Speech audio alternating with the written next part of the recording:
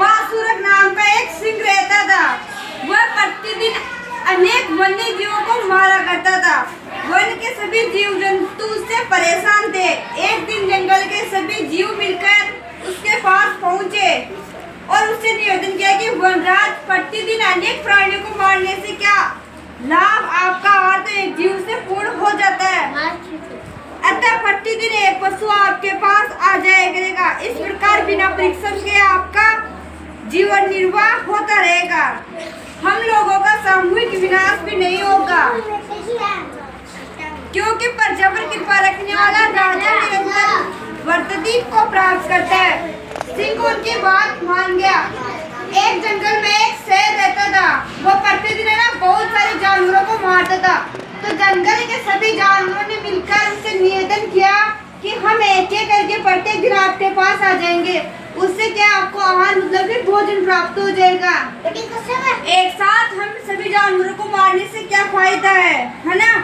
तब से वन्य प्राणी निर्भय होकर रहने लगे। इसी क्रम में कुछ दिनों बाद एक खरगोश की बारी आई। 5-10 दिन बाद में एक खरगोश की बारी आई। खरगोश सिंह की गुफा की ओर चल पड़ा। क्योंकि खरगोश की बारी आई तो खरगोश को शेर की गुफा में जाना पड़ा, किंतु मरते के वजह से उसके पैर नहीं उठ रहे थे। उसको डर था कि हम गुफा में जाएंगे तो शेर अपन को खाएगा। मौत की घड़ी को कुछ देर तक टालने के लिए वह जंगल में उधर उधर भटकता रहा। वह सोचता रहा कि अगर मैं गुफा में जाऊंगा तो शेर मेरे को खा जाएगा। तो वह क्या करता है, जंगल में इधर उधर भटकता रहता है। एक स्थान पर उसे एक कुआं दिखाई दिया। कुआं आप सब जानते हो, पानी जिससे हम पानी निकाल के लाते हैं पीने के लिए। तो खरगोश को ना एक जंगल में एक कुआं दिखाई दिया। उसको देखकर उसके मन में एक विचार आया, क्यों ना बासुर को उसके वन में दूसरे सिंह के नाम से उसके परछाई दिखाकर इस कुएं में गिरा दिया जाए। अगर खरगोश ने उपाय सोचा कि कुआं है, अगर पानी में हम खुद भी ऐसे जान कर देखते हैं तो उसमें हमें पानी के अंदर में अपनी खुद की परछाई दिखाई देती है। तो खरगोश ने सोचा कि अगर मैं सिंह को जाकर बोलूंगा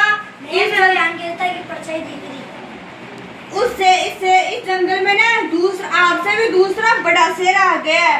तो शेर देखने के लिए उस कुएं में जैसे ही देखेगा तो उसे को खुद की परछाई दिखाई देगी। यही उपाय सोचता सोचता वह बासुर सिंह के पास बहुत देर बाद पहुंचा। सिंह उस समय बहुत भूख और प्यास से व्याकुल होता हुआ अपने होठ चाट रहा था। शेर को बहुत तेजी से भूख लगी थी, तो वो बहुत व्याकुल हो रहा था भूख लगने के लिए। उसके भोजन की घड़ियां बीत रही थी। सोच ही रहा था कि कुछ ही देर में कोई न कोई पशु आया तो वह अपने शिकार को चल पड़ेगा और पशुओं के खून से सारे जंगल को सींच देगा। उसी समय वह खरगोश उसके पास पहुंच गया और उसको प्रणाम करके बैठ गया। खरगोश को देखकर सिंह ने क्रोध से लाल आंखें करके गरज कर कहा, अरे खरगोश, एक तो तू छोटा है और फिर इतनी देर लगा कर आया है। आज तुझे मारकर कल से मैं जंगल के सारे पशुओं की जान ले लूंगा।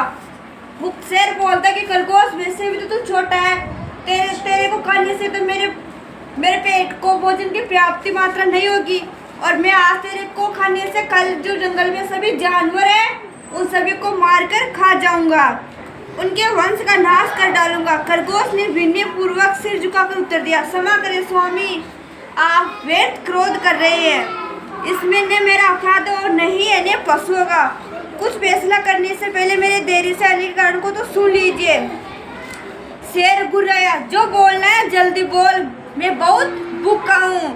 कहीं तेरे कुछ कहने से पहले मैं तुझे चबाने जाऊँ। स्वामी, बात यह है कि सभी पशुओं ने आज सभा करके ये सोच कर कि मैं बहुत छोटा हूँ, मुझे तथा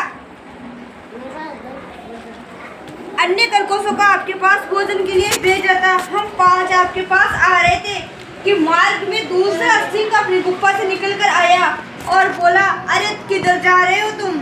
अपने देवता को याद करो, मैं तुम्हें खाने आया हूँ। मैंने उससे कहा, हम सब अपने स्वामी बासुर सिंह के पास आहार के लिए जा रहे हैं। तब वह बोला, बासुर कौन है? क्या उसे ज्ञात नहीं है कि यह जगत तो मेरा है, मैं ही तुम्हारा राजा हूँ। तुम्हें जो बात करनी है मुझसे कहो। बासुर चोर है, तुम में से 4 खरगोश ही रह जाए। एक खरगोश बासुर के पास जाकर उसे बुला लाए, मैं स्वयं उससे निपट लूंगा।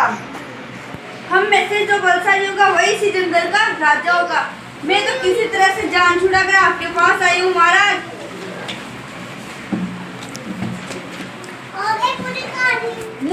बड़ी हो गई, आगे स्वामी की जो इच्छा हो करे। ये सुनकर बासुर बोला ऐसा ही है तो जल्दी से मुझे उसे दूसरे सिंह के पास ले चलो। आज मैं उसका रक्त पीकर ही अपनी भूख मिटाऊंगा। इस वन में मेरे अतिरिक्त अन्य किसी सिंह का हस्तक्षेप मुझे मंजूर नहीं। खरगोश ने कहा, हे स्वामी, ये तो सत्य है कि अपने स्वाभिमान के लिए युद्ध करना आप जैसे सूरवीरों का धर्म है, किंतु दूसरा सिंह अपने दुर्ग में बैठा है। दुर्ग से बाहर आकर उसने हमारा रास्ता रोका था। दुर्ग में रहने वाले शत्रु पर विजय पाना कठिन है। दुर्ग में बैठा हुआ शत्रु 100 शत्रुओं के बराबर माना जाता है। दुर्ग वीर राजा दंतहीन सब और मदहीन हाथी की तरह कमजोर हो जाता है। उसके प्रत्युत्तर में बासुरक बोला, तेरी बात ठीक है, किंतु मैं उस दुर्ग में बैठे सिंह को भी मार डालूंगा। शत्रु को जितनी जल्दी हो सके नष्ट कर देना चाहिए। मुझे अपने बल पर पूरा भरोसा है। शीघ्र ही उसका नाश नहीं किया तो बाद में वह असाध्य रोग की तरह ताकतवर हो जाएगा। खरगोश ने कहा, ठीक है, यदि स्वामी का यही निर्णय है तो आप मेरे साथ चलिए। यह कहकर खरगोश बासुर को उसी कुएं के पास ले गए जहाँ झुककर उसने अपनी परिचय देखी। वहाँ पहुंचकर वो बोला, स्वामी, मैंने जो कहा था वही हुआ। आपको तो देख लो अपने दुर्ग में छिप गया। आइए मैं आपको उसकी सूरत दिखा देता हूँ। जरूर मैं उस दुष्ट को देखकर उसके दुर्ग में जाकर ही उससे लड़ूंगा। खरगोश बासुरक सिंह को कुएं के मेड़ पर ले गया। बासुरक ने झुककर देखा तो उसने अपनी ही परछाई दिखाई दी। उस शेर ने उस कुएं में झुककर देखा तो पानी के अंदर क्या हुआ, उसकी परछाई उसे दिखाई दी। उसने समझा कि यही दूसरा सिंह है। शेर ने क्या सोचा कि ये तो मेरे से भी ताकतवर और मेरे जंगल में कैसे आ गए।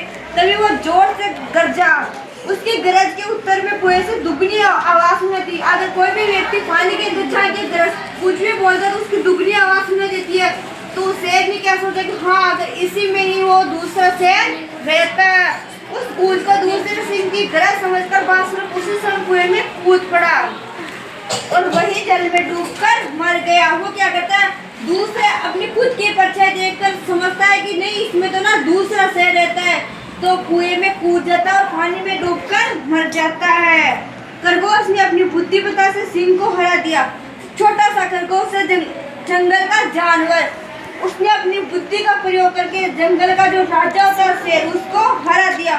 वहां से लौटकर वह वन्य जीवों की सभा में गया। उसकी चतुराई जानकर और सिंह की मौत का समाचार सुनकर सभी जानवर प्रसन्नता से नाच उठे।